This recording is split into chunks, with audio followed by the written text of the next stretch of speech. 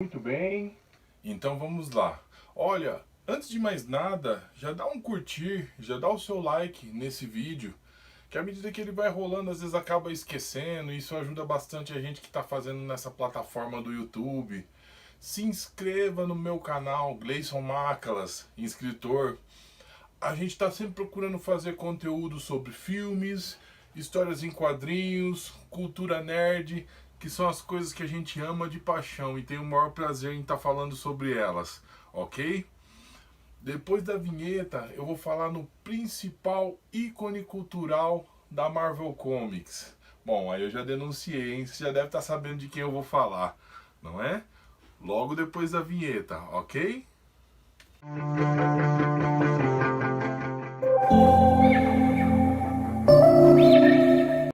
Ok, vamos lá então. Meu nome é Gleison Macalas Paulino, escritor nas horas vagas, e isso não é um hobby, hein? Vamos deixar combinadas as coisas entre a gente aí, pra ficar tudo certo, tudo nos conforme. Olha, hoje eu vou falar no principal ícone da Marvel Comics, o Homem-Aranha. Criado em 1962 por Stan Lee e Steve Ditko, ele estreou numa revista que não era a sua, mas à medida que os seus números foram aumentando de leitores, não demorou muito para ganhar a sua própria revista. E naquela saga onde o Duende descobriu a sua identidade e ele descobriu a identidade secreta do Duende Verde, aquilo alçou ele a outro nível, fazendo um grande sucesso contra outros grandes sucessos da Casa das Ideias, que é o Quarteto Fantástico, os Vingadores, Homem de Ferro, Thor. O nivelou a esses grandes personagens, o tornando único. E com o seu sucesso, na década de 60, 60 não, 70, né? Quase 10 anos ou 15 anos depois da sua criação, Stan Lee já era um visionário. Ele queria levar seus personagens, seu grande sucesso, para Hollywood, para fazer filmes. Só que até então, naquela década, não tinha tecnologia o suficiente para fazer os seus poderes, os seus contar suas grandes histórias. E desde aquela época ele já batia nessa tecla. Com o passar dos anos, a Marvel Comics abriu falência algumas vezes. E numa dessas vezes que ela abriu falência, os direitos autorais de O Incrível Hulk, dos X-Men, do Quarteto Fantástico e do próprio Homem-Aranha foram vendidos a grandes produtoras de filmes que ficaram com esses direitos autorais delas, mas não sabiam muito bem o que fazer com esses grandes personagens que eram um grande sucesso nas histórias em quadrinhos e já eram conhecidos mundialmente. Homem-Aranha foi um desses casos e a Sony ficou com seus direitos autorais e decidiu produzir o seu primeiro longa. Confesso para vocês que para mim, como leitor, eu li muita coisa do Homem-Aranha na minha infância, na minha adolescência e até numa parte da minha fase adulta. Eu li muita coisa e foi um personagem que muito me agradou, porque na verdade ele é um loser, né? Conhecido, a expressão é americana, né? É uma espécie de perdedor, mas um perdedor de grande estilo, sempre dando reviravoltas e deixando você com aquele gostinho de quero mais. Então vamos lá. Quando o Homem-Aranha foi para a Sony, teve seus direitos autorais, a Sony chamou Sam Raimi para dirigir o seu primeiro longa. E aí começou tudo. Sam Raimi era conhecido pelos seus filmes de Army of Dead, né, filmes meio de terror, com terrir, né, que a gente costuma falar, que é aquele terror com ação, com humor negro e essas coisas. E Bruce Campbell sempre participou da sua maior franquia de sucesso.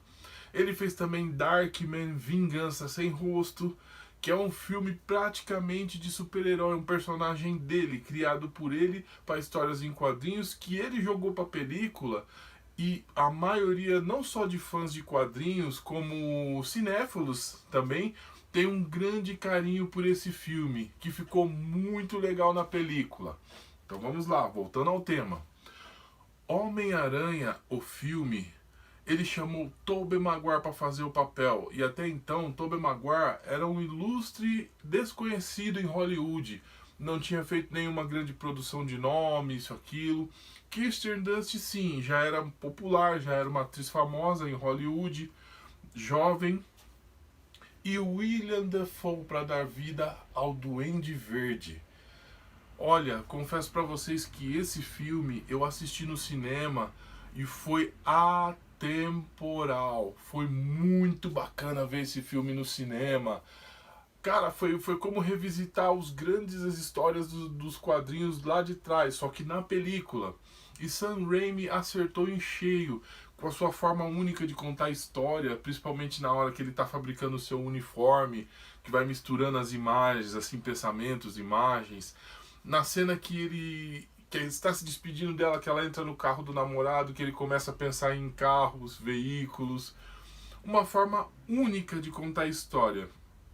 E deu muito certo. O seu primeiro filme, Homem-Aranha, rendeu milhões para a Sony e fez sucesso no mundo todo. As bilheterias foram fartas e até então o gênero de filmes de super-heróis estavam engatinhando. E não é à toa que foi sucesso absoluto, um grande blockbuster. Um filme muito bacana, genial, fez jus a esse grande ícone cultural da Marvel Comics. E eu confesso para vocês que até hoje, sempre que posso, eu dou uma assistida nesse filme. Se você não viu, não sabe o que está perdendo, procure ver. Que até então já tinha o Blade, né, que tinha sido um grande sucesso. E confesso que até por esse sucesso da que seria a futura Marvel Studios, que a Sony decidiu investir no Homem-Aranha, que ela já tinha seus direitos autorais. Mas até então o gênero de super-heróis não era algo inédito, mas também não era algo muito visável, né? Não era algo assim que todos os estúdios faziam. E foi sucesso garantido. Em 1995, em parceria com Emerson Penerari, eu criei o Universo Gamp. E não são só esses dois romances que eu fiz que estão disponíveis. Na plataforma do Wattpad, eu também tenho histórias baseadas nesse universo com outros personagens. Eu tenho o romance O Homem que se Recusou a Morrer, a história de um homem que se passa lá nos primórdios da nossa humanidade e civilização. Um homem que ele recusa a morte e passa a se tornar um imortal. E desde então ele vai vivendo e passando por coisas e situações. A sua continuação são Os Imortais. Eu pego um grupo de pessoas que desenvolveram poderes especiais e que se tornaram imortais lá no início da nossa civilização e humanidade, no começo de tudo. E é lá que se passam as suas histórias. Tem também Baseado em Fatos Reais, que é uma coletânea de contos que eu trago baseado em muitas histórias da qual eu vivi, ou conheci, ou ouvi falar, mas todas fincadas na nossa realidade. Mudo o nome das pessoas porque algumas delas ainda estão vivas. E é isso aí, é uma coletânea de contos chamada Baseadas em Fatos Reais.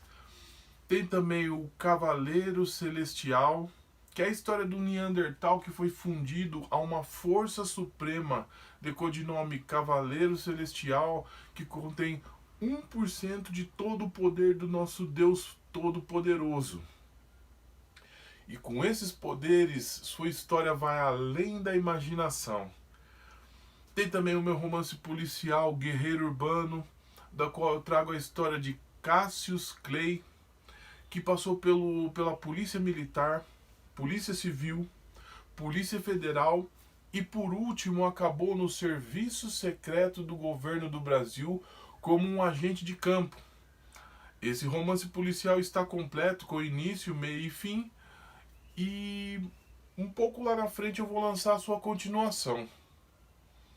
É isso, pessoal. Não deixe de prestigiar essas obras, está disponível no Wattpad. Puder ir lá, dá uma prestigiada, dá uma leitura, opine, fale nessa plataforma e dê a sua opinião. É isso. E eu aguardo vocês lá, ok? tudo de bom pra vocês.